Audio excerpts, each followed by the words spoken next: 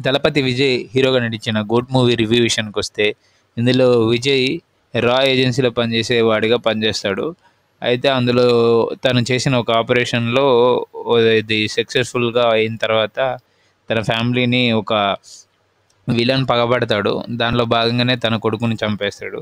So, తర్వాత తన కొడుకు పోయిన బాధలో భార్యాభర్తలు విడిపోతారు. అప్పుడు విజయ్ వైఫ్ ప్రెగ్నెన్సీతో ఉంటుంది. తర్వాత కూతురు పుడుతుంది. ఈ రిస్కులు వద్దని చెప్పి మనోడు రా నుంచి బయటకొచ్చేసి ఆహ్, ఒక విమానాశ్రమంలో ఆఫీసర్‌గా పనిచేస్తూ ఉంటాడు. అయితే ఈ సినిమా మొత్తంగా చూస్తే ట్రైలర్‌లు అవి చూసి స్పై థ్రిల్లర్ అనుకోవచ్చు. కానీ ఇది ఒక రొటీన్ రివెంజ్ సినిమా అయిపోయింది. విలన్ హీరో ఫ్యామిలీ మీద తీసుకునే రివెంజ్ లాగా వాళ్ళ గ్రూప్ రా ఏజెంట్స్ అందరూ కలిపి చేసిన మిషన్ వాళ్ళందరినీ కలిపి తీసుకునే రివెంజ్ లాగా ఉంది. అయితే లెంత్ బాగా ఎక్కువైంది. దరిదాపు 3 గంటలుంది సినిమా. అది కొంచెం ట్రిమ్ చేయాల్సింది. అండ్ కథ కూడా 80స్‌లో వచ్చిన పాత రివెంజ్ స్టోరీలా ఉంది. ఒక విలన్ తన ఫ్యామిలీ చనిపోతే హీరో ఫ్యామిలీని పగబట్టి ఒకరినొకరిని చంపేయడం.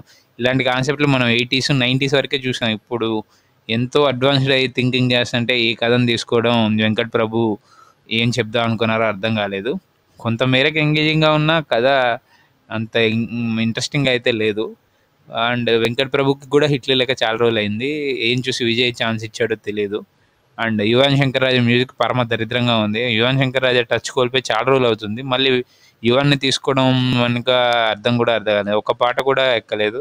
బీజీఎం కూడా లౌడ్‌గా ఉంది. అసలు విజయ్ మంచి మంచి హిట్ సాంగ్స్ ఇచ్చాడు రీసెంట్ ఆల్బమ్స్ అన్నీ. బట్ ఏంటో పోయి యువాన్‌కి ఇచ్చాడు. పాటలు 'ఆయువు పట్టు' లాంటిదయిపోయాయి ఇయాల రేపు సినిమాలో. అలాంటిది పాటలు ఫ్లాప్ అవ్వడంతో సినిమా కూడా ఎంగేజింగ్‌గా అనిపించక బోర్ కొట్టే అవకాశం ఉంది.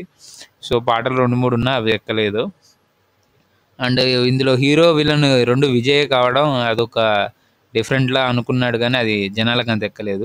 ఈ డబుల్ యాక్షన్ మూవీస్ విజయ్ ఆపేస్తే బావుంటదేమో. డబుల్ యాక్షన్ అంటే మన హీరోలు పవన్ కళ్యాణ్ గన్స్ అంటే ఒప్పుకున్నట్టు విజయ్ డబుల్ యాక్షన్ అంటే ఒప్పుకునేలా ఉన్నాడు. ఈ డబుల్ యాక్షన్ మూవీస్ ఆపేయాలి. And hero, villain 2 విజయే. అండ్ తన కొడుకే తనకి రివర్స్ అవుతాడు. అది అంత కన్విన్సింగ్‌గా చూపించలేదు. విలన్ ఏదో 2 మాటలు చెప్పి నేనే పెంచాను, నా ఫ్యామిలీ చనిపోయింది మీ నాన్న వల్ల అంటే కొడుకు రివర్స్ అవ్వడం అనేది ఇంకొంచెం గట్టిగా చూపించాల్సిందేమో.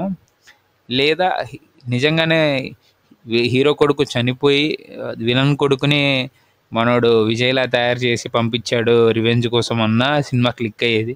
ఇప్పుడు మనం 'యానిమల్' సినిమాలో రణబీర్ కపూర్ లాగా లాస్ట్‌లో ఒకడు తయారవుతాడు కదా! అజీజ్ అని. సో, అలా తయారు చేసి పంపించిన జనాలు కొంచెం యాక్సెప్ట్ చేసేవారు. బట్ సొంత కొడుకునే వాళ్ళకి ఎగైనిస్ట్‌గా పంపుతారు. ఆ రీజన్ కూడా అంత కన్విన్సింగ్‌గా లేదు. వచ్చాక విజయ్ కూడా విలన్ దాంట్లో కొంచెం విచిత్రమైన విన్యాసాలు చేశాడు.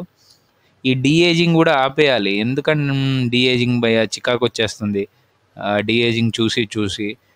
హీరో చిన్నప్పుడు క్యారెక్టర్ కోసం చైల్డ్ ఆర్టిస్టులు ఉంటారు గదా! లేదా విజయ్‌కే కొడుకున్నాడు. ఆయన్ని పెట్టినా అయిపోయేది. విజయ్‌ని చిన్నప్పుడులా చూపిచ్చి, ఈ డీ ఏజింగ్ టెక్నిక్ వల్ల సినిమాలు ఫ్లాప్ అవుతున్నాయి గమనించాలి.